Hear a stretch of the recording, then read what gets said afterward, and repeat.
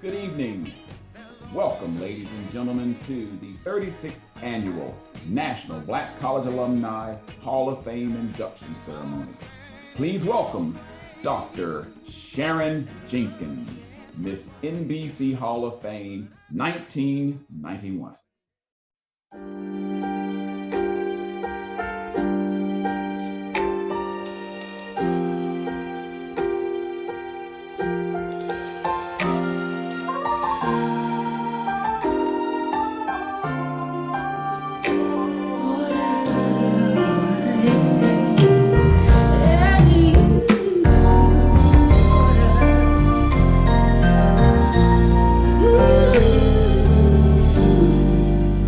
What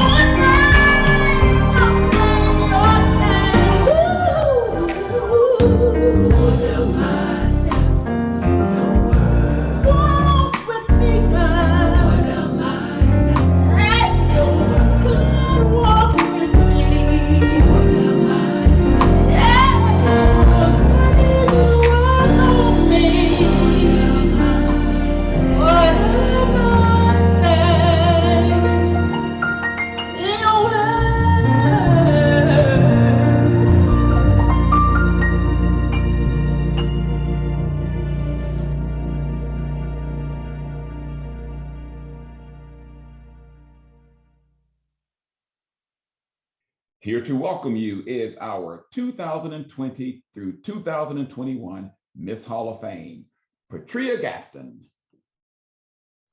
Good evening, ladies and gentlemen. I am Patria Gatson, 2021 graduate of Talladega College, and it is my honor to serve as the 2020-2021 Miss National Black College Alumni Hall of Fame. Welcome to our 36th annual induction ceremony where we have the opportunity to honor those that have made significant contributions in their respective fields. Our founder, Thomas Dorch Jr., had a vision for honoring the immense contribution of Black college alumni, and here we are, 36 years later, continuing in this tradition. Your participation tonight helps us remember the distinct accomplishments and amazing collections of talents that have been instrumental in shaping the lives of our young men and women, which helped change our world, and it deserves to be celebrated. It is my honor to introduce tonight's Mistress of Ceremonies, the dynamic Monica Pearson. You no doubt have heard and seen Monica Pearson on Atlanta television and radio airwaves for many years. The Emmy Award winning broadcaster is native to Louisville, Kentucky. In fact, she received 33 regional Emmys for her work, including one for her contemplative interviews for the Congressman John Lewis. She has earned a master's degree from the University of Georgia and is a frequent speaker and host. She is seen and heard on local television commercials. We love having her again this year. Please welcome Monica Pearson. Thanks so much for that terrific introduction. I am so happy to be back again this year. You know, when Tommy Dorch calls on you, you have to answer. We're celebrating Black culture tonight with our honorees. What better way to kick off the program than with a song that has been called the Negro National Anthem, Lift Every Voice and Sing. Here to perform this anthem is talented saxophonist and recording artist Mike Phillips.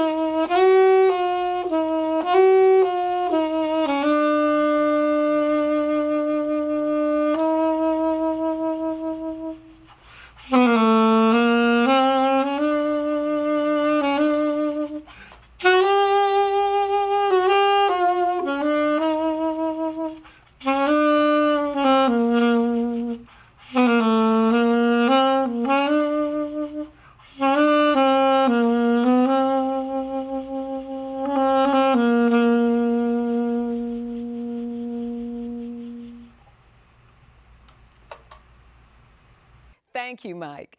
That simply was beautiful. Here to bring us our invocation is 2020 Hall of Fame inductee, Reverend Jamal Bryant. The old saying is, if it's easy, it's not worth having. But if it's worth having, it's worth fighting for.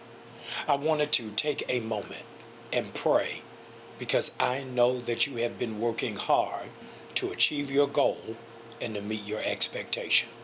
The Bible says, not by might, not by power, but by His Spirit. We need His Spirit in the middle of this pandemic for you to be more than a conqueror, but a high achiever. Good and gracious God, I come to you today on behalf of these, your scholars. I pray that you will cover not just their mind, but their heart and their will to be able to do what has never been done before. God, I know you didn't bring them this far to leave them, but I need you to stand with them, and I need you to push them. Every opportunity, open it for them, and every obstacle, shut it down for them. We claim it all in your name, Jesus. Amen. Our first honoree is Mr. Gregory Lloyd Sr., our athletics honoree, a former American football linebacker. Lloyd played in the National Football League for the Pittsburgh Steelers. He was named to 5 Pro Bowls. Let's hear more about Mr. Lloyd. Hello, everyone. I'd just like to thank the National Black College Alumni Hall of Fame for making me a member of their class of 2021. What an honor. I am indeed honored. This athletic journey of mine started some 50 years ago. 6 years old, growing up in a little town called Fort Valley, Georgia. I remember my very first football coach coming to my house, asking my aunt if it was okay if I played football. She agreed as long as he could drop me off and bring me back from football practice. His name was Coach Billy Powell. He just happened to be a pastor. My very next football coach was also a family member. He's my Uncle Nathaniel. And I played for him for the most part of my Little League career as a member of the Dallas Cowboys Little League football team. And from there, I moved to middle school right down the street where Coach Joe Hughley tutored me at outside linebacker and inside linebacker. And then I moved right on down the street, Peach County High School, where Coach Pat Horton became my head football coach at Peach County High School. In 1983, graduated from Peach County High School. Nobody came knocking, no major colleges. So the college right there in my hometown, Coach Doug Porter, I think he came to my house, and I don't know what he said to my aunt, but again, I got wooed to go to Fort Valley State College, and what a choice. I was home. Literally, I was home. When I got to Fort Valley State College, it was home.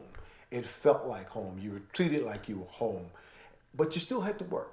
You know, it was a small atmosphere, but it was family oriented, and it was all about giving. It was all about working hard, and it was there that my roots of not being outworked, you know, were I guess you can call were nurtured. So in 1987, coming out of college, Pittsburgh drafted me in the 6th round, and they really got a bargain, to say the least. Based on my stats, I was probably easier first-round draft choice. But again, I went to HBCU, and back then, even though we've had giants come out of HBCUs, the Walter Paytons and the Jerry Rices and the Willie Lanier's and the Ed Too-Tall Joneses and the Dunny Shells and the Mel Blunts, so many names coming from HBCUs, and just right out of Fort Valley State College. Big Cat Wright, Rayfield Wright.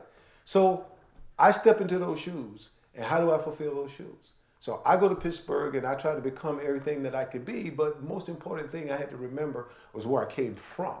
So giving back, especially being a member of the alumni, is a really, really big thing, not just for me, for the people around me and the people I had around me. So I created a scholarship for athletes at Fort Valley State College. And that has been my kind of calling card, and that's been my way of saying, hey, Fort Valley, I didn't forget you. Hey, Fort Valley, I'm giving back. And I really see Fort Valley as my home, and I really see it as, as the place for a lot of these kids who are not getting offers to go to D1 colleges. HBCUs are the place to be. You're going to get an education. Not only are you going to get an education, it's going to be family-oriented, and they're going to teach you how to become the men and women that you need to be. And that's one of the things that happened to me. I grew up in college. I accepted the responsibilities of the things that I did or didn't do. And that's what the people don't understand about being at an HBCU. You're not a number. You are a family member. So I just again want to thank the National Black College Alumni Hall of Fame for selecting me, Greg Lloyd, a little kid from Fort Valley, Georgia, who went to Fort Valley State College and University, or should we say the Fort Valley State College University. Thank you guys. I am deeply honored for this, and have a great day. Here to formally induct Mr. Lloyd into the NBCA Hall of Fame is Dr. Paul Jones, Fort Valley State University.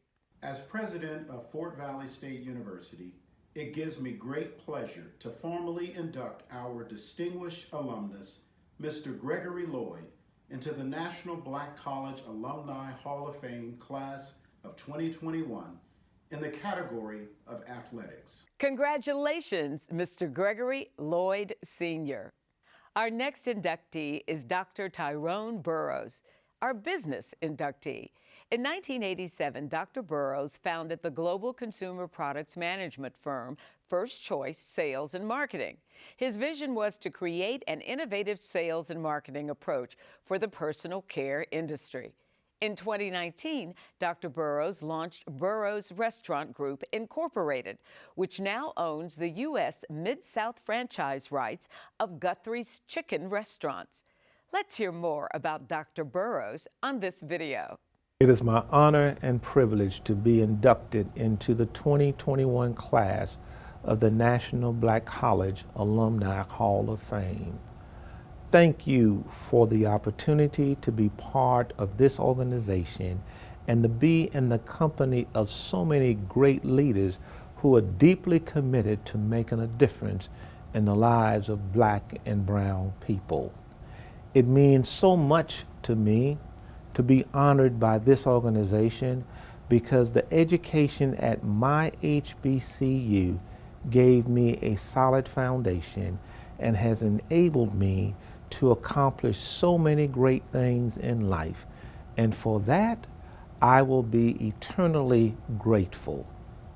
Today, I am proud to say that selecting my HBCU ended up being one of the best decisions of my life.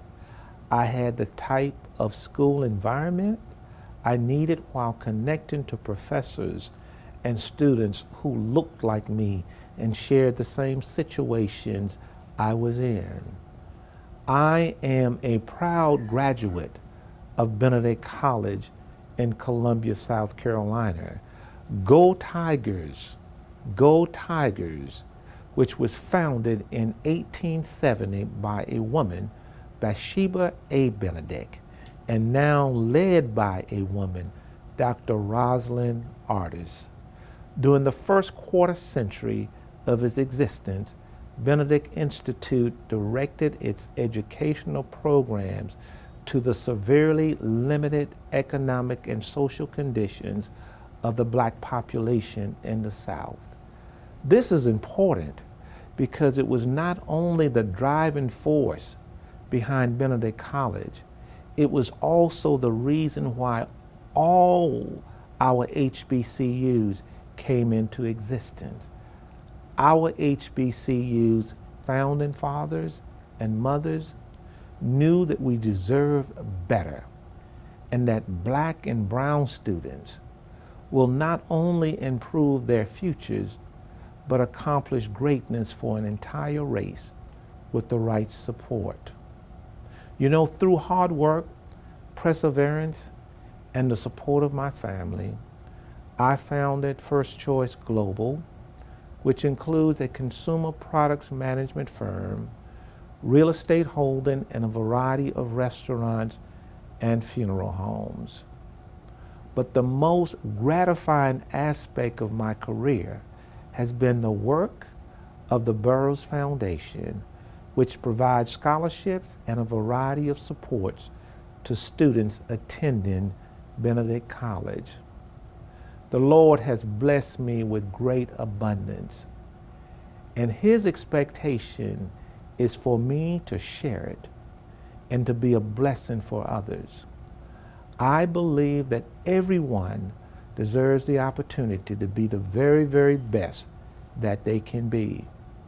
And at the same time, I believe it is my responsibility to help level the playing field. Our new generation needs us more than ever, and it's our responsibility to keep the door open for those that come after us. Those of you who hold leadership positions in corporations ensure that your organizations are engaging positively with our HBCUs, and that the diversity, equity, and inclusion conversations turns into real action. I am determined that as many students as possible receive an excellent higher education, have access to top faculty, and can learn from necessary research and positively impacts the global community. I really hope that their lives could be transformed as mine has been. You know, receiving this honor could not have been possible without an army of people who helped shape my life. Thank you to my colleagues, team members, and industry partners at First Choice Sales and Marketing Group. I stand on your shoulders, and words cannot express my gratitude for all the hard work and dedication that you exemplify every single day. Recently, I was asked, what factors do I attribute to my success? The answer, without any hesitation, was our Lord and Savior, Jesus Christ, and my wife, Nelda. She has been right along my side every step of the way. She is my spiritual foundation, and I am beyond blessed to have a life partner that sees the good in the world and wants to serve as a gift from the Lord. We have 3 beautiful children and 5 even more beautiful grandchildren. I sincerely thank all of the sponsors and organizers for hosting this magnificent event. This recognition will always have a special place of honor in my heart. And again, I want to thank all of you for this opportunity. Here to formally induct Dr. Tyrone Burroughs into the NBCA Hall of Fame in the business category is Dr. Rosalind Artis, President, Benedict College. As president of Benedict College, the HBCU that put the BC in HBCU, it is my pleasure to formally induct distinguished alumnus, generous benefactor, and faithful trustee, Dr. Tyrone Adam Burroughs, into the National Black College Alumni Hall of Fame Class of 2021 in the category of business. Congratulations. Congratulations, Dr. Burroughs. Our next inductee is Melanie Campbell, our civil rights inductee. Melanie Campbell is president and CEO of the National Coalition on Black Civic Participation and a convener of the Black Women's Roundtable. Campbell is recognized as one of the hardest working servant leaders in civil rights, women's rights, voting rights, and the social justice movement. Let's hear more about this dynamic leader on this video. Roll the video. We march for the human right to just live. We march for living wages, paid sick days, and paid family leave. We march to protect Black colleges and Black businesses, voting rights, LGBTQ rights, immigrant and disability rights. And we march for freedom of religion and freedom of the press.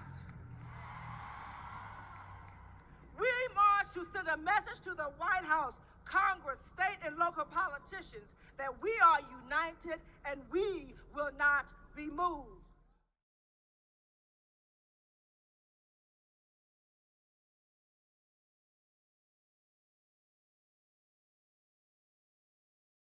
Good evening. Thank you so very much for this honor. I want to for being inducted into the class of 2021 for the National Black College Alumni Hall of Fame. Thank you, Thomas W. George Jr., Chair of the Hall of Fame, my mentor, my friend, my leader, for this honor tonight. I also want to thank President of Clark Atlanta University, Dr. George French Jr., who nominated me for this honor tonight. And I appreciate it more than words can ever express. And I find it something that challenges me to continue to fight for justice and civil rights for our people and all people. When I received the letter, I just stopped and I reflected on, my goodness, I'm being inducted into the Hall of Fame with so many other servant leaders that I congratulate who are also being inducted here tonight. And I thank you for your service to our community, our nation, and indeed the world. But what it made me think about was where we are today, that we have to keep up the fight for justice and civil rights for our people. There is a assault on our voting rights like we've not seen before.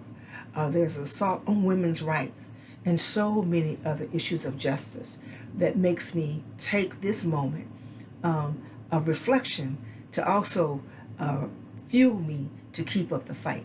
Because I learned about the issue of service from growing up in Mims, Florida with my parents, Isaac and Janet Campbell. And I thank them for what they instilled in me and all of my siblings, that our responsibility was to serve no matter what we did in life. The service was a part of our responsibility.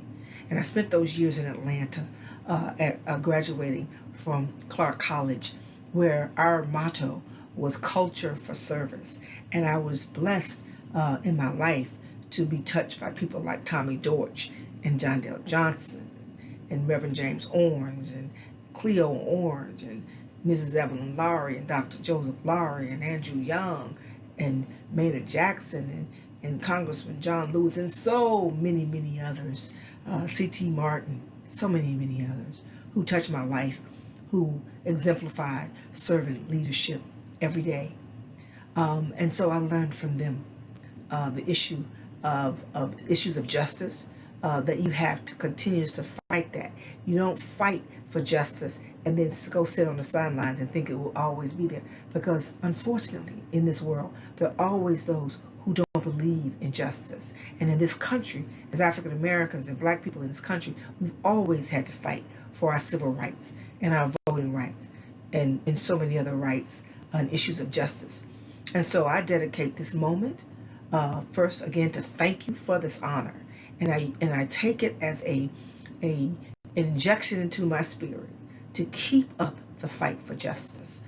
So join me, all of those with the Hall of Fame family, and especially our young people. It is all of our responsibility to serve our communities by fighting for what's right, from whichever way you can do that. And I will continue to do my part in this journey called life, to fight for the least of these, to have opportunity and to be able to have justice in this country. So thank you, God bless you, and thank you again, Hall of Fame. So before they cut the mic off on me, I want you to do this repeat after me. We march for women's rights. We march for human rights. We are ready for the fight. We march for the least of these God's children. And we march because love trumps. Here to formally induct Melanie Campbell as our Civil Rights inductee is Dr. George French, President, Clark Atlanta University. Good evening. As president of Clark Atlanta University, it is indeed an honor and a privilege to formally induct one of the hardest working servant leaders in today's civil rights, women's rights, and social justice movement, CAU's outstanding alumna, Melanie L. Campbell, into the National Black College Alumni Hall of Fame, class of 2021, in the category of civil rights. This well-deserved honor is a testament to her commitment to lifting up Black women and the African American community as a whole. Again, congratulations, Melanie L. Campbell. You make us CAU proud. Congratulations, Ms. Melanie Campbell. Our next honoree is Mr. Gerald Harris Sr. He is being inducted in the area of community service. Mr. Harris is the founder and president of Insurance Support Systems, Inc., and the Windy City Dolphins Youth Football and Cheerleading League, established in 1982 and 1994, respectively. Let's hear more about this community service inductee as we watch this video on Gerald Harris. My name is Gerald K. Harris. I'm a proud graduate of Dillard University, class of 1977. I want to thank the Almighty for allowing us to accomplish the goals that we set out to. Without Him, we would not be able to accomplish these goals. I also want to say I'm honored in all. I think it's a tremendous thing that I was elected to the HBCU Hall of Fame. First, let me speak about Dillard University. When I left in 1973, I was a freshman and 17 years old. I really did not know a whole lot about black colleges. To my surprise and wonderment, I noticed that Dillard gave me more than I ever expected. The educational side was phenomenal. Not only was the educational side, what I really learned is social skills. Being in a small university, you had to deal with a lot of issues, both good and bad, but it prepared you for coming out to the business world. Additionally, in my senior year, I was able to be a part of the Social Welfare Club. This was one of my first exposure to community involvement and social welfare issues. When I was the member who had the ability and the good fortune of speaking to television, radio, and at the Marriott on Canal Street. The whole purpose is our campaigning for the first black mayor of New Orleans, Louisiana, the esteemed Ernest Morial. That experience had me look at continuing my efforts in community involvement and politics. My journey continued to Chicago, Illinois, one of the biggest cities in America. The experience I got there is I started working with St. Paul Travelers Insurance Company. We'll go to that later. That is a good experience, and it provided my livelihood as it is today. What was important to me is I became the treasurer of the Dillard University Alumni Club. This now I'm starting to experience working with the community, the children. The high school graduates of that year, they were going to Dillard University, and we were doing fundraising, providing scholarship, and sharing the experience that we received at Dillard University. They loved it. It was a good experience, and we appreciate it. I then went on to be in 100 Black Men of Chicago. Once again, we're dealing with children as well, which led me into the Windy City Dolphins Youth Football and Cheerleading program. What happened there is we were responsible for dealing with young black boys and girls. 70% of the kids in our program was mother's head of household. That there made it real, I gotta stop. Windy City was my greatest experience here in Chicago because we dealt with many, many youth, and we were responsible for educating them, not only through football, but through these values here. Teaching accountability, discipline, responsibility, and teamwork. Those qualities either reveal or teach his character. We all need that to be a responsible adult. It is not even gathered in English, math, or any of those subjects. Teaching those various tools that they're gonna need when they grow up in their life. They're gonna need as they transition into adulthood. This has been my greatest experience for 28 years. We average about 200 kids every year. The good thing about it is we had children go to the top line high school in the Chicagoland, whether they be Catholic, whether they be private, or the magnet schools at that time. Now they're selective enrollments.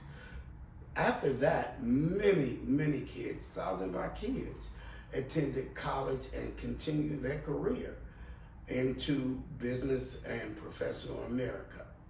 We are delighted to be a part of that. In addition to that, we taught them fundraising, investing, how to treat women. That came from being an executive vice president of Women Abused and Children Abused Funding Organization.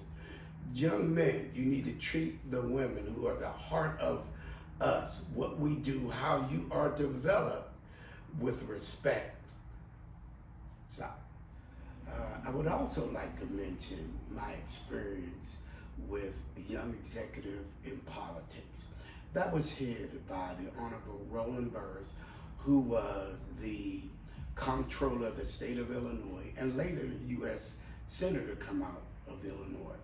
We were exposed to local, state, and federal politics by talking to and getting experience from congressmen, state reps, state senators, U.S. senators, and the like. This experience allowed me to understand how blacks in Chicagoland was mistreated from an economic standpoint, educationally, mental health, housing, and other areas. It pushed us to campaign for the Honorable Harold Washington, who also was the first black mayor of Chicago. These experiences in constantly being involved in the community and politics lead me to believe that you need to stay in, one, the community first, and being political as well. I want to really thank you all for allowing me to be inducted to the great HBCU Hall of Fame. Thank you. Here to formally induct Mr. Harris into the Hall of Fame is Mr. Joshua Williams, National Alumni Association President, Dillard University. Community service continues to be known as the rent one pays for the space he occupies. In the wonderful city of Chicago, this statement has been proven daily by the works of Mr. Gerald K. Harris, Sr. For over the last 30 years, he has been the founder and president of Insurance Support Systems Incorporated and the Windy City Dolphins Youth Football and Cheerleading Leagues. As president of both organizations, he is responsible for creating a healthy environment for our youth, applying the basic skills of being accountable and responsible, being disciplined, being respectful, and the foundation of how to work as a team. Gerald strongly believes that these qualities are essential for youth to become successful and productive citizens. Gerald continues to be an active member of the National Alumni Association and a true Blue Devil supporter of the students of Dillard University. He continues to acknowledge the importance of family and credits his success to that of his loving family. So as president of the Dillard University National Alumni Association, it gives me a great pleasure and a fond sense of humility to formally induct Gerald K. Harris, Sr. into the National Black College Alumni Hall of Fame in the category of community service. Congratulations, Mr. Gerald Harris, Sr. Delta Airlines has supported the National Black College Alumni Hall of Fame for many years. Let's hear from our longtime sponsor. When you think of an airline, you think of the big things. And for the last year, we've all been dealing with the biggest thing yet, a virus we can't even see. So as you return to the world, we're making sure you do so safely. In ways big and small, the world has changed. But our commitment to getting you safely out in it, that never will.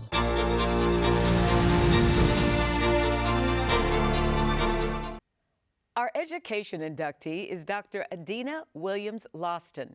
She serves as the 14th president of St. Philip's College, our nation's only historically Black college and Hispanic-serving institution with 3 military-based sites and 4 early college high schools. St. Philip's serves more than 13,000 students. Let's learn more about Dr. Williams-Lawston by watching this video.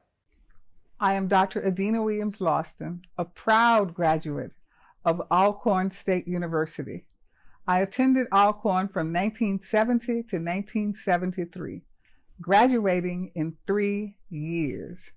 I am honored to be inducted into the National Black College Alumni Hall of Fame in the area of education. My career now spans 45 years of service, and my ultimate goal is to receive the final judgment of saying, "Well done, good and faithful servant." Alcorn equipped me with the knowledge, skills, and mental tools to thrive and succeed on a national and international runway. Throughout my entire professional career, until I arrived here at St. Philip's College, every position I have held, I was either the first African American or the only African American in that position. While at the National Aeronautics and Space Administration, I served as the Chief Education Officer. I was the highest ranking African American female in the agency. My responsibilities included standing up the education enterprise, rolling out the Educator Astronaut Program, and the NASA Explorer Schools. NASA had not had a teacher in space since Krista McAuliffe. My job was to identify outstanding teachers who ultimately became astronauts. I also served as the first African American female instructor at Arkansas State University. While at Georgia State University as an associate professor, I served as the first and only African American in that department. While at Santa Monica College in Santa Monica, California, I was the first African American instructional dean. In El Paso, I served as the first African American to head a campus. While at San Jacinto College South in Houston, Texas, I served as the first African American president in that district. And while at Houston Community College, I was the first and only African American that served as an instructional supervisor. It was not until I arrived here at St. Philip's College that I followed another African American. Growing up in the segregated South, I attended the Freedom Schools, and I traveled throughout the neighborhood as an assignment from my mother, getting other African Americans registered to vote.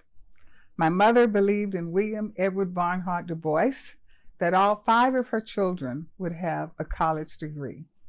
Daddy, my father, believed in Frederick Douglass and wanted all 5 of his children to have a skill or trade, something we could do with our hands. He wanted to ensure that all 5 of his children would forever remain economically independent. So I have the degree from Alcorn, and I'm a seamstress by trade. As president at St. Philip's College, an HBCU, and an HSI, I am now reaching my 15th year. The school has grown exponentially. We have increased our credit enrollment by 47%. We now enroll more than 13,000 credit students. We have 4 early college high schools. We serve 3 military bases.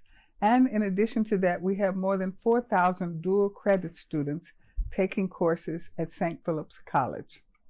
And in terms of the career pathways for students, we annually graduate more than 2,000 students.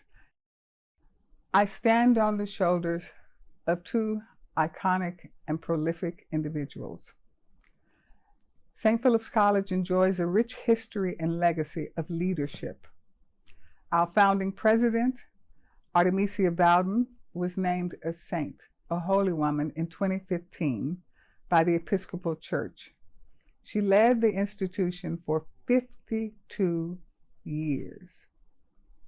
Our 8th president of St. Philip's College, Dr. Gloria Jackson, was the department chair at Alcorn State University when I attended Alcorn, and she became the 8th president of St. Philip's College. Truly, we have a rich history and legacy of African American women leading this institution. Whatever my assignment, I believe that if it passes through my hands, it must be appreciably better. Throughout my entire professional career, at every decision point, I have reflected upon my favorite book, my reference book, and specifically Esther 4:13 and 14. To sum it up is, for such a time as this, you have come to this position. And so ultimately, in all of my decision points, I think about the fact that I was placed in this position for this time to make this critical decision point. The royal purple and gold is in my DNA. As Alcorn State University celebrates its sesquicentennial, 150 years of existence, we're also celebrating the renaissance of HBCUs as we're seeing an increased enrollment, somewhat attributed to the fact that we now have our own product, the product of an HBCU, sitting at the helm in the number 2 position of our free nation, and that is Kamala Harris as Vice President of the United States. I want to say thank you to Alcorn State University for this nomination. Thank you to the National Black College Alumni Hall of Fame Foundation for accepting Alcorn's nomination and honoring me at this period in our history. Here to formally induct our education honoree is Dr. Felicia Nave, President, Alcorn State University. As president of Alcorn State University, the nation's first public HBCU land-grant institution, it gives me great pleasure to formally present our distinguished alumna, Dr. Adina Williams Lawston, for induction into the National Black College Alumni Hall of Fame, Class of 2021 in Education. As one of Alcorn's highest profile alumnae, Dr. Lawston is an extraordinary woman of many barrier-breaking firsts. In her remarkable academic career, she was the first and only Black female instructor, dean, and provost at several universities. In 1997, Lawston became the first Black president at Houston-based San Jacinto College until NASA recruited her to serve as Director of Education and Special Assistant of Special Orbital Projects. During her tenure, she was NASA's highest-ranking African-American female. Dr. Lawston now serves as the 14th president of St. Philip's College in San Antonio, Texas. She has received numerous awards during her accomplished career, including NASA's Outstanding Leadership Medal and Exceptional Achievement Medal, the Daisy Bates Education Advocacy Award from the NAACP, and the W.E.B. Du Bois Higher Education Award from the National Alliance of Black School Educators. Please join me in congratulating Dr. Adina Williams Lawston, a courageous trailblazer who has made a difference in the lives of so many. Congratulations to Dr. Lawston. Reverend Dr. Kevin Muriel is our faith honoree. He serves as senior pastor of Cascade United Methodist Church and was named one of Emory University's 40 under 40. The SCLC women recognized his community and social activism by naming him the 2019 Drum Major for Justice Luminary Award recipient. Let's learn more about Dr. Muriel on this videotape. Greetings. I would like to thank the National Black College Alumni Hall of Fame Board for this honor, and I also want to congratulate all of my fellow inductees. In 2004, when I arrived on the campus of Jackson State University, I felt a part of something special. As a child, I grew up attending events at JSU, and I knew early that I wanted to join the legacy of many of my family members who had attended the university. Playing football for the Tigers and winning a SWAC championship, as well as building lifelong friendships, are among the greatest gifts given to me by Jackson State. Not to mention, I received a world-class education that prepared me for the rigors of life and leadership. The HBCU experience is indeed like none other. There is an expectation of excellence and a spirit of community unlike any other place on earth. I want to thank President Thomas Hudson for his continued and exceptional leadership, and to the faculty, staff, and leaders of Jackson State for continuing to challenge minds and change lives. To the alumni for your unwavering support of our beloved institution, thank you. And finally, I want to thank my family, especially my amazing wife, Ashley, for her continued support and encouragement. And to my Cascade Church family, thank you for loving me as your pastor and for supporting the vision of our ministry. I believe the best is still yet to come, and I am indeed grateful to my dear old college home, the I love, Jackson State University. Again, thank you for this honor. Here to formally induct our faith honoree is Dr. Thomas Hudson, Jackson State University. As president of Jackson State University, it gives me great pleasure to formally induct our highly recognized Reverend Dr. Kevin R. Muriel into the National Black College Alumni Hall of Fame class of 2021 in the category of faith. Reverend Muriel has been a stellar representative of Jackson State University, which is displayed in his acts of service and quality of character. On behalf of Jackson State University, I offer heartfelt congratulations to Reverend Dr. Kevin R. Muriel on this significant achievement. Congratulations, Reverend Dr. Kevin Muriel. Our next inductee is retired Major General John Phillips. He is our government honoree. Retired Major General John Phillips is former Deputy Undersecretary of Defense in the Clinton administration. He was Vice President of Honeywell International and Vice President of the Home Depot Government Solutions Group, which he formed. He is now President of Phillips Aviation and Logistics Group. Let's learn more about this distinguished honoree. Hello, I am Major General John Phillips, a graduate of Jarvis Christian College, and I wish to thank the Board of Directors of the National Black College Hall of Fame Foundation for this prestigious award. To be inducted into the class of 2021 honorees is truly one of the highlights of my career. I wish to offer a special thanks to my alma mater, Jarvis Christian College, and its distinguished president, Dr. Lester Newman, for its recognition and submission of my name. I have often referred to Jarvis as a small college of intellectual giants. The leadership and faculty continues to produce students that are nationally and internationally recognized. Jarvis prepared me academically and socially for the world I was about to encounter. As my parents were also Jarvis graduates, I have long recognized the place of HBCUs in America's society. HBCUs provide a whole person learning experience, developing the academic, the social, the moral, and leadership skills that are necessary to compete in a very challenging world. In my position as Deputy Undersecretary of Defense for Logistics, I routinely worked with HBCUs to get them involved in the Department of Defense programs. I was never disappointed, and I will continue to champion HBCUs and assist them in penetrating Pentagon programs of record, not because they're HBCUs, but because they are highly qualified and grossly underrepresented. Again, I wish to thank Jarvis and the National Black College Hall of Fame Foundation for this prestigious award and recognition. I pledge to continue to work with HBCUs such that they become very active in the Department of Defense.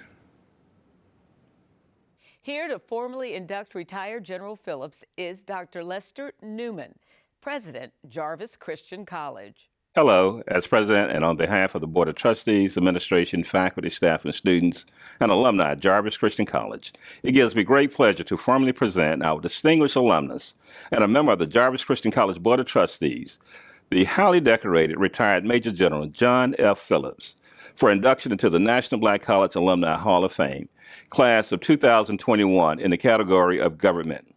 Congratulations, we're very proud of you. Congratulations, retired Major General John Phillips. Wherever you are this evening, let's give a round of applause to all of our honorees. But right now, we're going to pause to hear from our very talented poet laureate and dedicated supporter, Mr. Hank Stewart.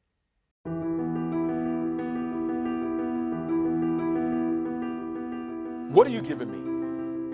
What are you putting in my hand? What you're giving me has just altered, it has changed my plans. Why are you looking at me like that? There is this look in your eyes. Am I even qualified to accept this? Would there be a ceremony? Do I need cap and gown? Need I be baptized? I know you're tired. I know you deserve rest. How can I say no with all that you've poured into me, all that you've invested? I'll take it. Okay, I'll take the baton, I'll carry the torch. You've earned the right to relax, the right to sit on the porch. I accept the baton and all the responsibilities that it holds. I accept the challenge to stand tall and bold, to fight for justice, to stay on the wall. I'll do what needs to be done. Yes, I accept the call. And integrity will stand with me, even if we have to stand alone, to speak truth no matter who's wrong. You fought the good fight. You've completed your assignment. Pass me the baton. Our souls are in alignment. I'll sacrifice my body just like you. I'll stand or kneel against racism, sexism, discrimination, regardless of the hue. I'll get up early and I'll stay up late. And when it's my time to be tested, just like you, I won't take the bait. I accept the baton because it's my turn. I accept for all of our ancestors who were raped, beaten, those who were burned. I accept because before midnight, December the 31st, 1862, our ancestors were praying to God on their knees. I accept for all of our ancestors who were hung from those trees. I accept because dogs and water holes didn't turn you around. I accept because you stood up and spoke out, even when you didn't know the language. You didn't know a person, place, or a thing was a noun. I accept because at the bottom of that bridge you were beaten and left for dead. Broken bones, tear gas, blood dripping down your head. I accept because you sat when you had tired feet. I accept because the only way we could walk into that hotel was through the back door, and it was only to wash dishes, cook, maybe on the bed, change the sheets. I accept because America was built on the land our ancestors toiled. I stand because our ancestors' blood fertilized these soils. So if it rains, I stand. If it's hot, no fan, I stand with the weight on my shoulders, but the foundation that I stand on makes me bolder. I stand for those who didn't get a chance. I stand for those who died because a white woman said at me he took a glance. I even stand for those that look like me, but they are forgotten. Although our ancestors were side by side in the fields picking cotton. I stand for seniors. I stand for children. I fight for one. I advocate for millions. I stand for our ancestors whose dreams of freedom they would hold fast. I stand for our ancestors who died for this country and the flag was never flown for them at half-mast. I stand for those living on the bridges and sleeping on makeshift pallets. I stand for our ancestors who knew our voice was in the census, it was in our vote, it was on the booth, and it was in the ballot. Yes, I stand, so yea, do I walk through the valleys and the shadows of death. It's about others now, no longer about self. Give me the baton I carry with pride. I won't let the torch burn out, the baton hit the ground, even when I'm tired. You trained me. Now I'm one of your lieutenants. I take the baton from my ancestors, so one day I can pass it to our descendants. I accept. Do you?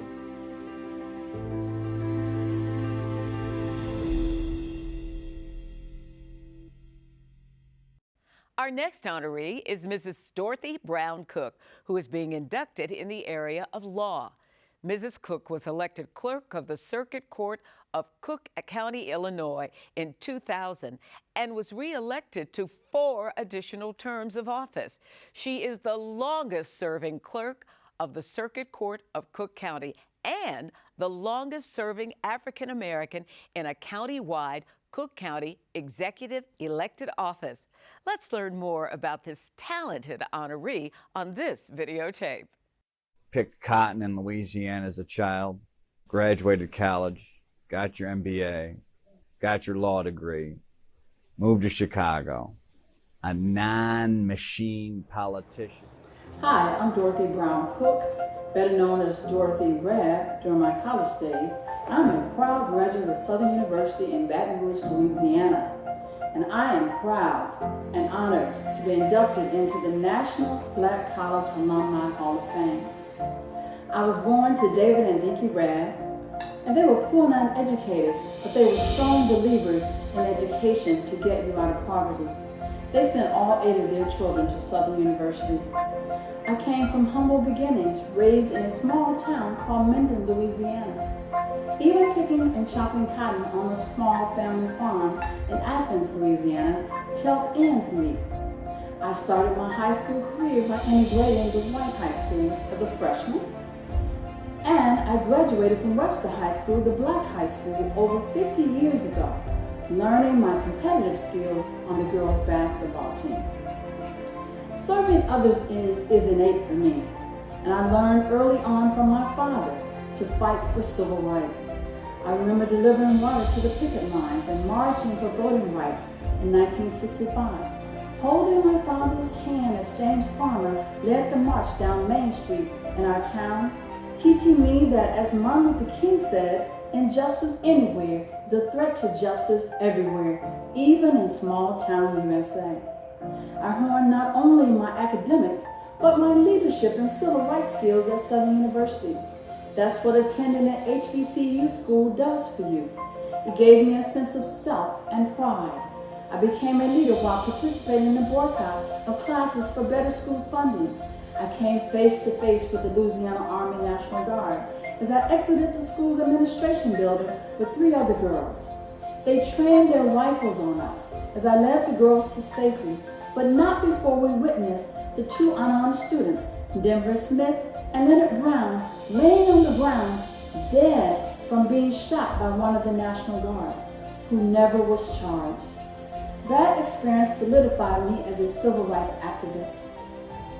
The title to my biography will be When Number One is Not Good Enough, because although I graduated number 1 in the College of Business and number 1 in the accounting department, not one major accounting firm made me a job offer. My skin was too dark, and my afro was too kinky. I decided to not let them define me, so I accepted an offer from a utility company in Chicago and went on to become one of the youngest black CPAs in Illinois. I then got a job with the largest accounting firm in the world, Arthur Andersen, a job with a large national bank, and then helped one of the first black partners of Arthur Andersen to start an accounting firm, and became the general auditor of the 2nd largest mass transit system in the country. I obtained an MBA and a law degree, and then, as a Shirley Chisholm, unbought and unbossed independent Democrat, not controlled by the Chicago machine, I became the first African American in the history of Cook County, Illinois, to be elected clerk of the Circuit Court, the 2nd largest court system in the world, controlling a $100 million budget and 2,200 employees. A long way from the cotton fields of Louisiana. It's just surreal. That little girl from Louisiana became a political machine of her own and on her own. Elected 5 times as clerk of the Circuit Court of Cook County. Good morning. Running one of the largest court systems in the world. While serving as clerk of the Circuit Court, I not only revolutionized the office, I helped thousands of people to get a second chance at life through my one-of-a-kind full-service expungement center. I made getting orders of protections easier for domestic violence victims and wrote many laws to help level the playing field for citizens. I retired after 20 years of dedicated service as clerk of the Circuit Court, and my plan now is to be a major consultant and to serve on boards of multinational corporations and help people with expungements.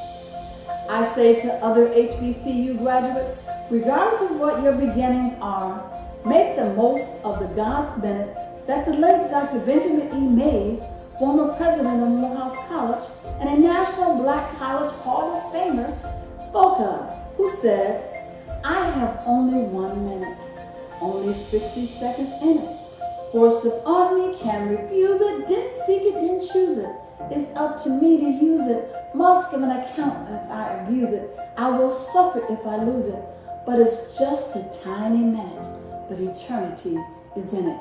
God bless you, and thank you to the National Black College Alumni Hall of Fame Foundation for this wonderful honor. Thank you. Here to formally induct Mrs. Cook to the National Black College Alumni Hall of Fame is Dr. Ray Belton, President, Southern University. As president of the Southern University System, it gives me great pleasure to formally induct Dorothy Rab Brown Cook into the National Alumni Hall of Fame class of 2021 in the category of law. This distinguished achievement is well deserved, as Mrs. Cook has been a consistent and positive figure in her profession. We are honored to be a part of her journey as her first higher education home. On behalf of the Jaguar Nation, we salute and congratulate you, Mrs. Cook, for this outstanding achievement. Congratulations, Mrs. Dorothy Brown Cook. Dr. Alvin Blunt Jr. is our next honoree. Dr. Blunt is being inducted posthumously as our medicine honoree. Dr. Alvin Blunt Jr. was a successful surgeon and humanitarian. He earned his MD degree in 1947 and interned for a year at the Freedmen's Hospital, where he had the opportunity to work with the legendary Dr. Charles Drew, professor of surgery. Representing Dr. Blunt and accepting on behalf of the Blunt family is their son, Terrence Blunt. Hello, my name is Terry Blunt, and I'm the oldest sibling of Dr. Alvin Blunt, the awardee tonight. And on behalf of my 6 other siblings and his only surviving sibling, my aunt, Mildred, we would like to thank you for bestowing this honor on our father. He was truly a remarkable man. We knew him only as Daddy, but he was a very, very special kind of dad. If he were here today, I'm sure he would reflect upon his youth and the values that his parents bestowed in him. I'm sure he would spend a lot of time talking about the A&T State University, A&T College, when he went there in 1939, and how he was exposed to the precept of achievement in every field of human endeavor. And somehow he drank the magic water there, and for the rest of his life, A&T was a part of his life. I'm sure he'd talk about his experience at Howard University, where he was exposed to the Dr. Charles Drew, and also one of his very, very close assistants, Dr. Samuel Bullock, who also instructed him in the art of surgery. I'm sure he'd talk about his experience at Kate Biddings Hospital in Winston-Salem and what that was like in helping him become a medical professional. I'm sure he would spend a little time on being in the military, particularly during the Korean War, and what it was like being engaged in a mass unit. And of course, when he came back home to Greensboro, North Carolina, I really don't think he would spend too much time on that. I think he would say, let my record speak for itself as it relates to Greensboro. But he would not hesitate to thank the men in the Greensboro Men's Club, for the time that he fellowshipped with them, nor would he forget the men in the Beta Epsilon Boule, where he spent hours upon hours of intellectual exchange. And I'm sure he would close his remarks by thanking a very, very, very special person, his wife of more than 50 years, Gwendolyn Harris, the brilliant lady from Eastern North Carolina. And so, on behalf of all of us, including the hundreds upon hundreds of men and women that my parents adopted and are now located throughout the United States and the free world, we just want to say thank you for this honor, and God bless. Here to formally induct Dr. Blount is Mr. Harold Martin Sr., Chancellor, North Carolina A&T University. As Chancellor of North Carolina Agricultural and Technical State University, I am truly humbled to have the honor of formally inducting our distinguished alumnus, Dr. Alvin V. Blount Jr., posthumously into the National Black College Hall of Fame, class of 2021, in the category of medicine. I had the great privilege of knowing Dr. Blount and can attest to his exceptional contributions to medicine, civil rights, and to society. A history-making doctor in the Korean War who led the first racially integrated MASH unit as the Army's first Black chief surgeon, he was known for personally performing as many as 90 surgeries in 1 week. Yet as historic as Dr. Blount was, he faced segregation and discrimination when he returned to Greensboro, North Carolina after the war. He was one of 11 plaintiffs, doctors, dentists, and patients who successfully fought the Moses Cone Hospital's ban against allowing Black doctors to have privileges.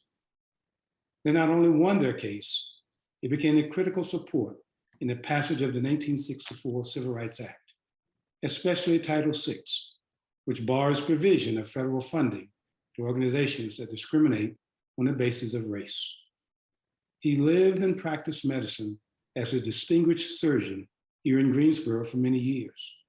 In 2016, at the age of 94, and as the last surviving member of the plaintiff group, a public apology from the hospital, which gave funds to establish scholarship endowment for minority medical students in the plaintiff's names, and erected a historical plaque for all to see near the hospital. His life's work complete, Dr. Blount passed away 3 months later, leaving behind an extraordinary legacy. I'm among many who will never forget the incredible contributions of Dr. Alvin V. Blount Jr. Congratulations to the Blount family. Dr. Valerie Thomas is our science honoree this evening. From 1986 through 1990, Dr. Thomas served as project manager for the Space Physics Analysis Network, SPAN, NASA's first wide area network. During a period of reconfiguration, it grew from 100 computer nodes to a network directly connecting 2,700 computer nodes worldwide and became a major part of NASA's science networking. And today's internet. Can you imagine? Let's learn more about this amazing scientist by watching her video. I am Dr. Valerie L. Thomas, and I'm honored to be selected for inclusion in the 2021 class of inductees for the National Black College Alumni Hall of Fame. I am a 1964 graduate of Morgan State College with a degree in physics. I'm a retired NASA mathematician, a scientist, a seamstress, and an inventor. Growing up in the 1940s and 50s, the world was much different than it is today. There were no computers, no internet, no cell phones. During the early 50s, there were no TVs. And there were almost no cars in the community that I grew up in, especially in my neighborhood. Without the STEM resources available to students today, I focused my learning on observation, trial and error, and figuring things out. I grew up in a very interesting community. It was a new community developed for African Americans who were migrating from the South and attracted to Baltimore for the good paying war effort jobs during World War II and for returning vets when the war was over. My family moved to Cherry Hill, to the Cherry Hill Projects, when I was 3 years old, and we stayed there until my last year, the last part of my last year at Morgan State College. Growing up in Cherry Hill was a very good experience for young people. There was a lot of space, rolling hills, lots of grass, wild cherry trees, and a unique layout of the streets. Since there were no cars in the street, we did a lot of playing in the streets. My father was a returning vet. He got a job as an insurance agent and then at Social Security Administration. He went to school at night at Loyola College and got a degree in business administration. My father had two hobbies. One was photography and the other one was electronics. And I observed him when he was working on each of those hobbies. Around age 3 or 4, while he was processing his photographs, I was observing him. And during that time, photograph processing involved chemicals, and he also had made an enlarger. While I was watching him using his enlarger, unwillingly, I was being introduced to optics. When TVs were available for the home, he worked on the TV, and I observed him as he worked on our TV. And looking inside, I noticed there were mechanical parts. And I became curious. How did mechanical parts inside the TV result in a video on the screen? That was my first introduction to electronics. I was hoping my father would help me make some electronic projects that were in books that I had borrowed from the library. Now, I never really asked him for help, and he did not indicate any interest in helping me. Now, I never asked him for help. I sort of assumed he would notice that I was interested. But I think my father's perspective was that electronics was not for girls, that I should be sewing and doing hair like my mother did. Now, I did those things, but I was still interested in electronics. I was hoping, or I should say, I was expecting that electronic classes would be available when I got to junior high school or when I got to senior high school. Well, that didn't happen either. When I was in senior high school and I was taking physics, one day the teacher walked in and she surprised the class by having a pop verbal physics quiz. Now, when she asked me the physics question, I was able to answer it correctly, much to my surprise, because I had not reviewed any of my notes from any of my previous classes. As a result of that, physics replaced my interest in electronics because it addressed my what makes things tick question. Now, in terms of mathematics, while I was in high school, my highest level of math was geometry. But I could have taken my highest level of math was geometry in my curriculum. I could have taken advanced math courses as electives. Even though I was very good in math since elementary school, I did not know how important it was to take as much math as I could. So I chose to take sewing and art classes as my electives. When I got to Morgan, it was a very interesting experience for me. First of all, it was co-ed. I had gone to an all-girls high school. It was affordable. It was local. And it had reasonable sized classes, approachable staff, and a very positive environment. However, I had math challenges with the required calculus and trigonometry classes. I had never heard of either of them. And that was because I didn't take advanced math classes in high school.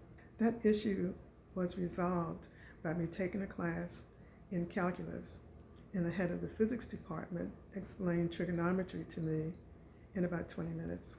After mastering calculus and trigonometry, I took a class called abstract algebra. That was the first time that class had been offered at Morgan, and it required permission from the head of the department to even take the class.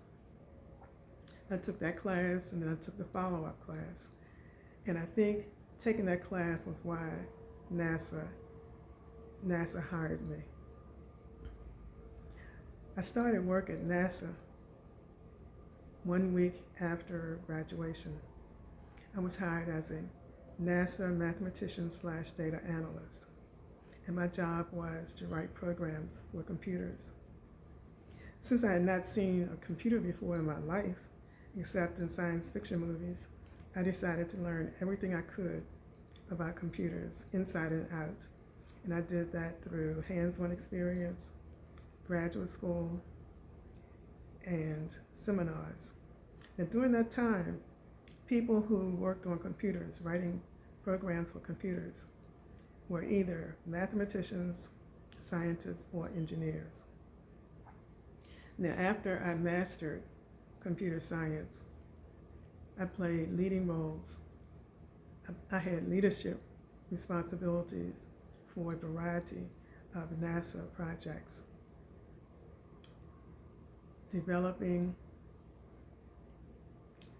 quick look processors for the Orbiting Geophysical Observatory, OGO scientists, managing the development of Landsat digital products, leading the NASA Goddard team for the Large Area Crop Inventory Experiment, LACY, managing the Space Physics Analysis Network,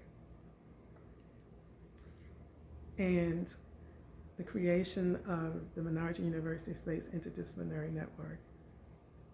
I had first-hand knowledge about how important it was to take as much math as possible, understanding mathematics, and hands-on experience. I shared my knowledge with the youth by speaking to them at schools and other meetings, serving as a mentor for NASA summer interns, and serving as president of nonprofit STEM organizations, the National Technical Association, NTA, Science, Mathematics, Aerospace Research and Technology, SMART, and Shades of Blue.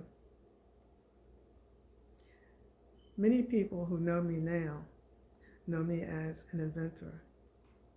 I invented the illusion transmitter and got a patent for it in 1980. The significance of the illusion transmitter is that it produces images that look like 3D, but it's not necessary to have special glasses to view the images that look like 3D. Here to formally induct Dr. Thomas as our science honoree is Dr. David Wilson, President, Morgan State University. Hello, everyone. I'm David Wilson, President of Morgan State University. I send congratulations this evening to Dr. Valerie Thomas on the occasion of her being inducted into the National Black College Alumni Hall of Fame. Dr. Thomas is a proud alum of Morgan State University. She came here in the 1960s and majored in physics, one of only two female students at Morgan to major in physics. Dr. Thomas had an amazing tenure as a student here at Morgan.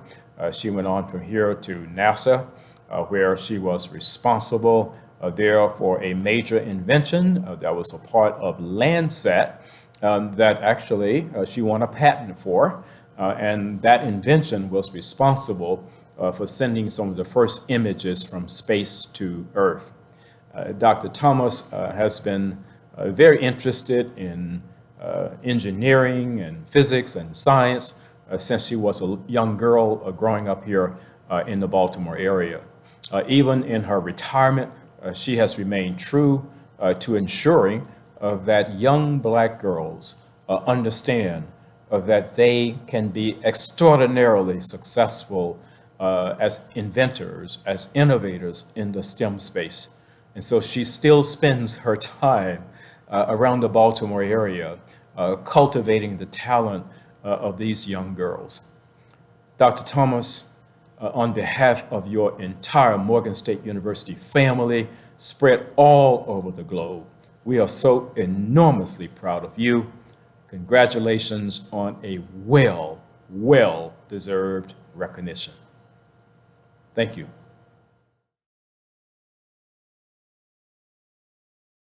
Congratulations, Dr. Thomas. Hasn't this been an exciting evening? We're going to hear more inductees shortly. Now, we want to pay tribute to a sponsor who has been supportive of the National Black College Alumni Hall of Fame since its inception, Georgia Pacific. Let's take a look at their video. Georgia Pacific invests in organizations that seek to break down barriers to education, ensure equal justice, address persistent poverty, and promote understanding between people of different races, backgrounds, and perspectives. Our vision of a just society, where everyone has an opportunity to reach their full potential, is at the heart of our people and our work. As committed corporate citizens, we'll continue to do our part to fight for the equal rights for all and an unmovable belief in the inherent dignity of every person. Again, our thanks to our longtime sponsor, Georgia Pacific. Dr. Laureen Robinson is one of our Lifetime Achievement honorees. She worked for independent newspapers as a proofreader and ad compositor, and holds a master's degree in human resource management from Wilmington University and a Doctor of Education from Delaware State University. Let's learn more about this honoree. Good evening. First, I wish to thank the National Black College Alumni Hall of Fame Foundation, Incorporated, and the Hall of Fame Selection Committee for this Lifetime Achievement Award. I give honor, praise, and glory to God for the longevity of my professional tenure serving my alma mater. It has been a rewarding experience that I was privileged to enjoy for nearly 4 decades. There were the inevitable bumps in the road, but joy in the journey. It is with humility that I accept this award, and I do so in homage to my family, friends, and colleagues who have traveled the long road with me. At the end of the road, and at the end of the day, I'm proud to have contributed to the advancement, vitality, and viability of my beloved Delaware State University during my lifetime of service. I wish to thank Delaware State University for nominating me for this prestigious award and for the opportunities afforded me during my tenure. Congratulations to my fellow inductees, and may you continue to inspire, and may you be blessed. Here to formally induct Dr. Robinson is Dr. Tony Allen, President, Delaware State University. Hi everybody, my name is Tony Allen, the proud president of Delaware State University, and I could not be more excited to formally induct one of our own, Dr. Laureen K. Robinson, into the National Black College Hall of Fame for Alumni, class of 2021. I'm fortunate to know Dr. Robinson personally and her 35 years of service here at Delaware State University, where she not only helped us get support from our alumni and stakeholders around the country, but she did it with great haunted pride. She's a friend, she's consistent, and she embodies everything we believe here at Delaware State University. Enter to learn and go forth to serve. Lorene, on behalf of Delaware State University and all of your friends and family, we congratulate you, we thank you, and we certainly love you.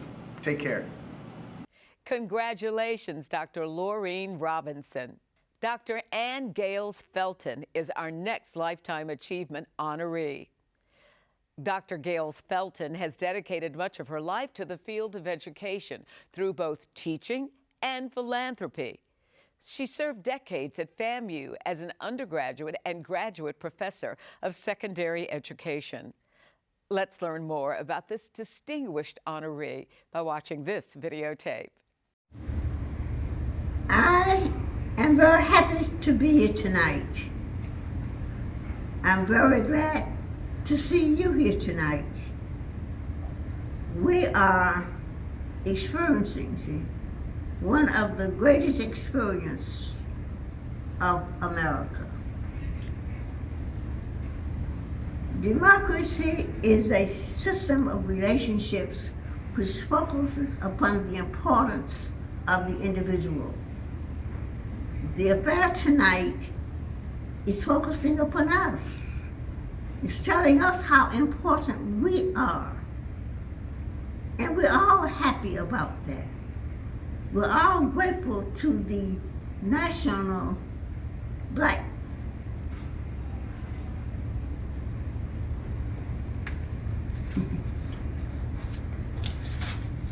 Okay, we take I got to get that. What's the name of that thing? Black College Alumni Hall of The Fame. National Black College Alumni Association for sponsoring such an event. It tells us that all these years of working as educators have been great, have been thought of as being of use to the country as a whole. We should be proud of the fact that we're not the only ones proud of what we've done, but there are others who are, and they're showing it in this way. That's the American way. This is one of the greatest characteristics of an American society, that the individual is the important person. So based upon that, I have two reasons for thanking the officials who planned this affair tonight. First, you are fulfilling a social responsibility, a democratic responsibility, of letting people know that they are important, that they are needed, that they are useful. You're motivating people to continue to carry on this American culture. Secondly, I want to thank them for adding one more star to my crown. This is a star of many stars, but I want them to know that this is the most important star. It's a Lifetime Achievement Award. It's an award which takes into consideration all the awards that I have received. And I want to thank you for bringing a conclusion to the one purpose I have today.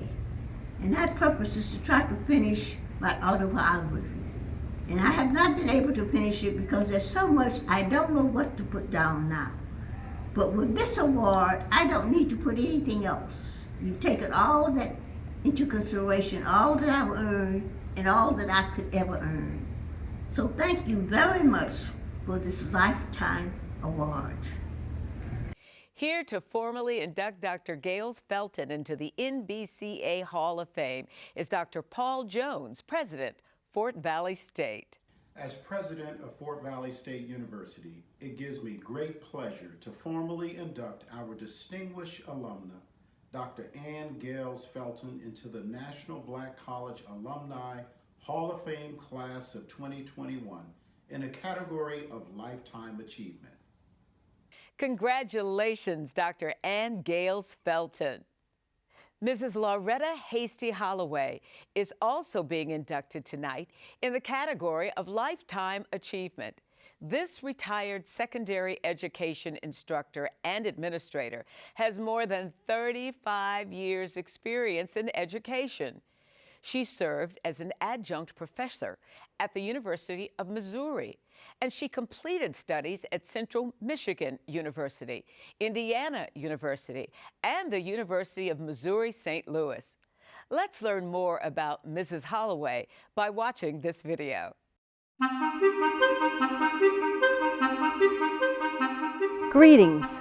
I am Loretta Hasty Holloway, a 1975 and 1976 graduate of North Carolina Central University.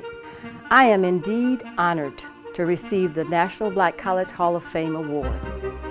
Via my 35-year career as an educator and during retirement, it has been my mission to make an impact on the lives of children and young adults.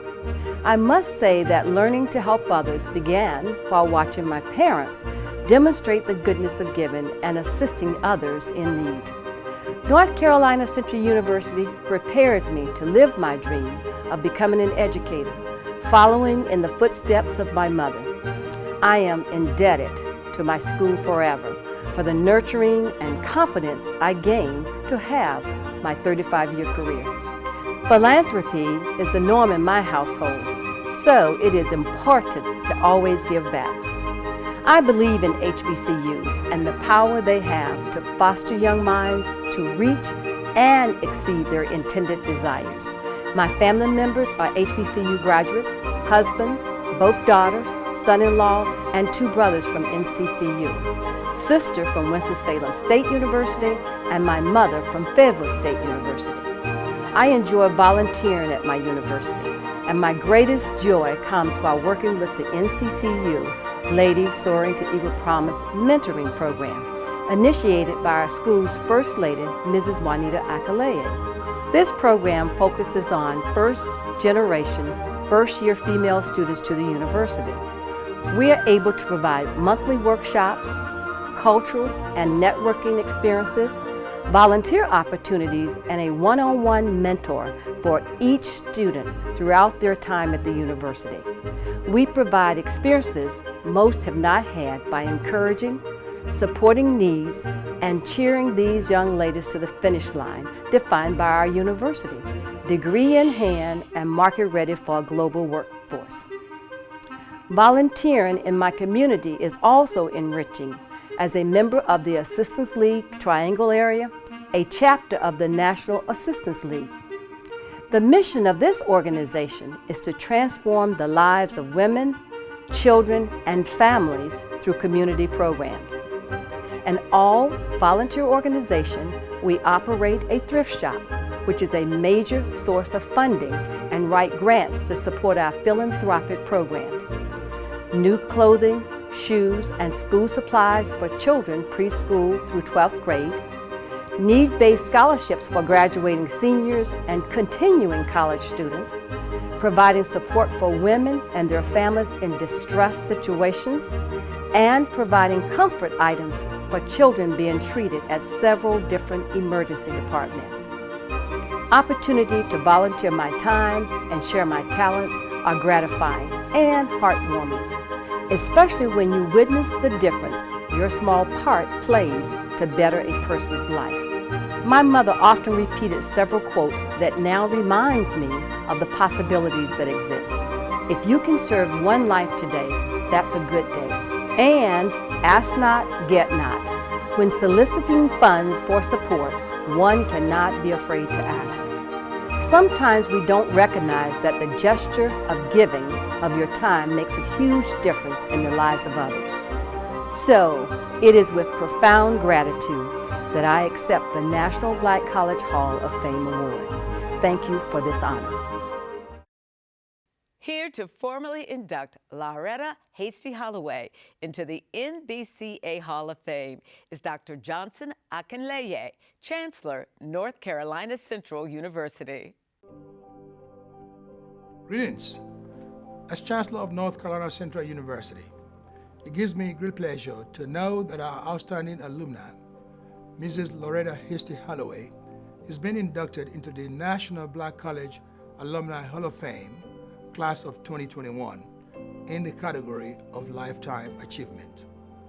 An NCCU graduate from the class of 1975, Mrs. Holloway served as an educator for more than 30 years and has contributed to her alma mater in immeasurable ways prior to and since her retirement. She's been a powerful advocate, ambassador, and recruiter. Her efforts have showcased the benefits of an NCCU education. She has recruited hundreds of talented students to the university. Mrs. Holloway has supported NCCU financially in many ways, including establishing 2 endowed scholarships that provide critical assistance to students seeking to further their education. She served as a secondary educator in school systems in Michigan, Pennsylvania, Missouri, and Indiana, all while staying heavily engaged in the NCCU alumni network. Mrs. Holloway knows the value of ensuring that a college education is accessible to the next generation of scholars. She puts those values to work as program chairperson of the Ladies Soaring to Eagle Promise mentoring program, an initiative funded by the First Lady, Mrs. Juanita Akinlaya, that focuses on first-generation, first-year female students attending NCCU. In addition, she has volunteered and served as co-coordinator at her class reunions, where she undertakes responsibilities such as organizing events for classmates and coordinating giving campaigns that meet or exceed fundraising goals. The Holloway family, Mrs. Holloway, her husband, Kevin, and their 2 daughters, Kivon and Lynetta, are all alumni of NCCU. All 4 display the values of Eagle excellence, beginning successful careers in their respective industries shortly after graduation. North Carolina Central University congratulates Mrs. Loretta Hasty Holloway for her contributions and her investments of talent, resources, and volunteer hours in ways that have touched the lives of countless NCCU students and alumni, thus enriching the entire university community. Congratulations.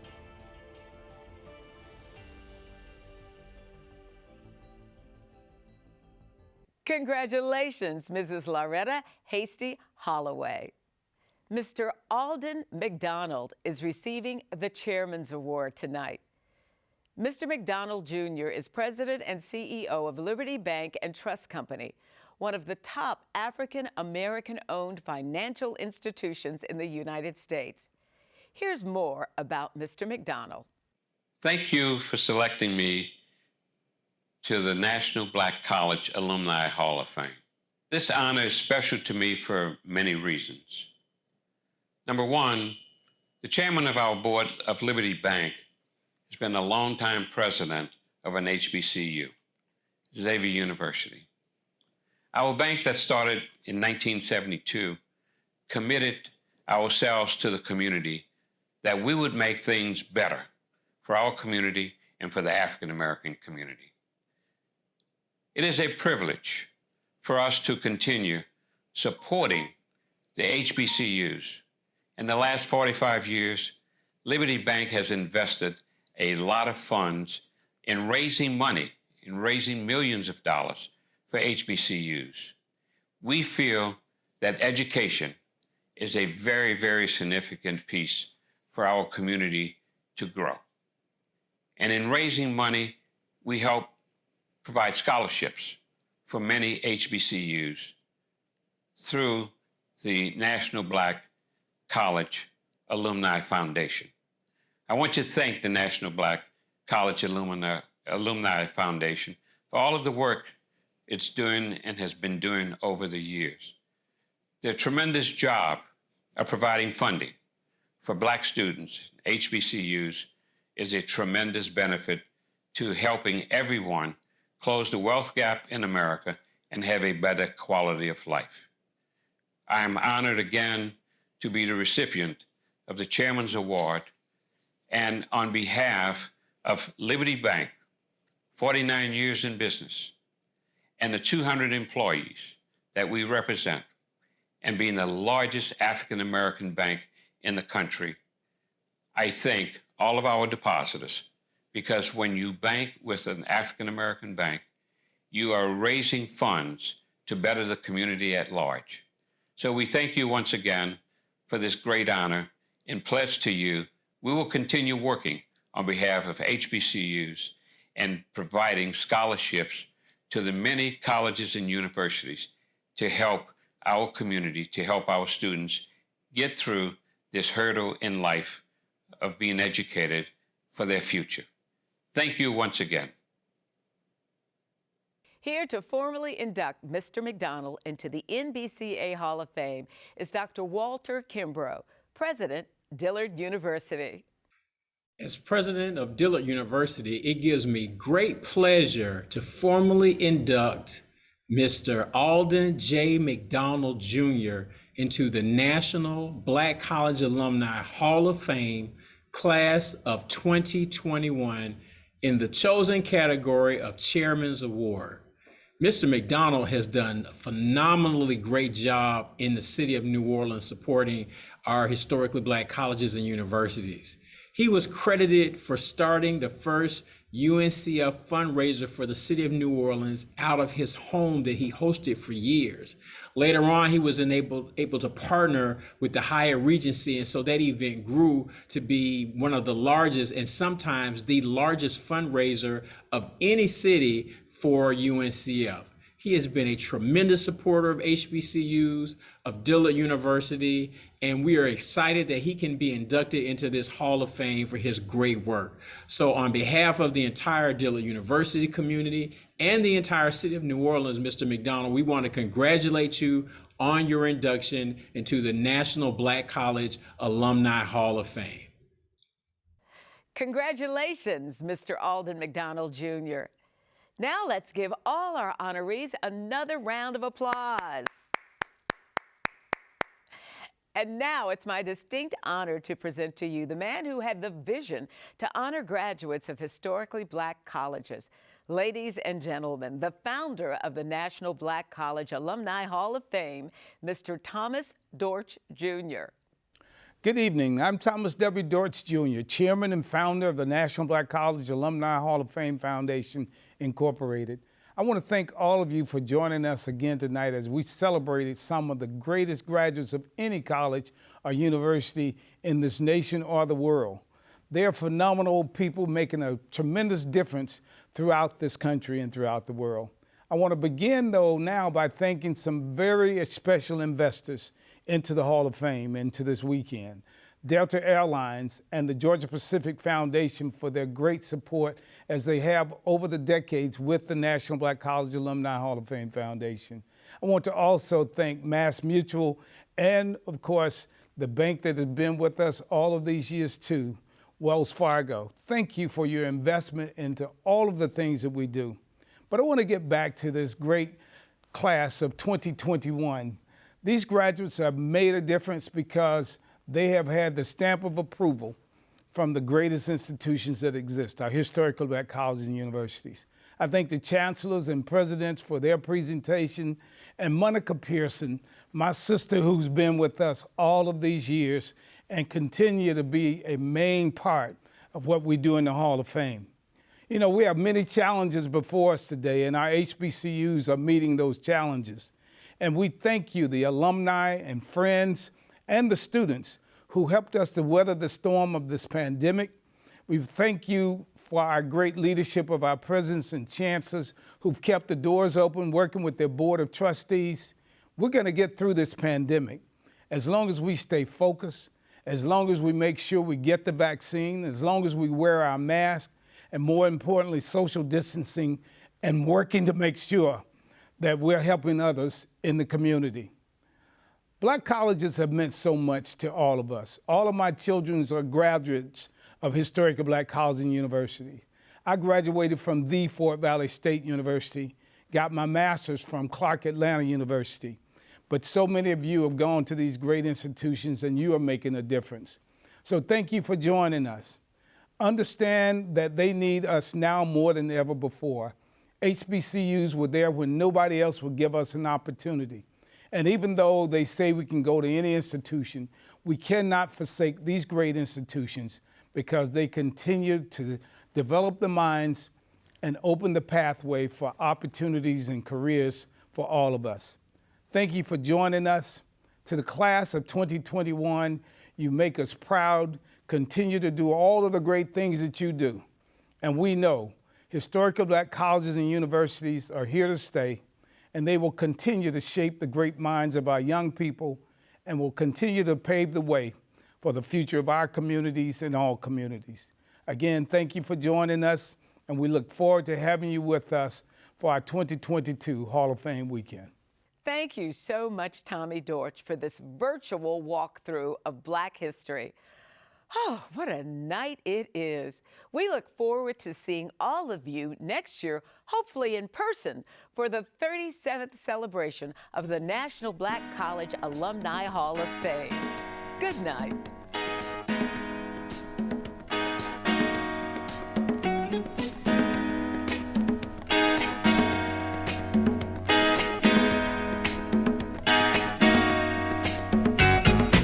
This is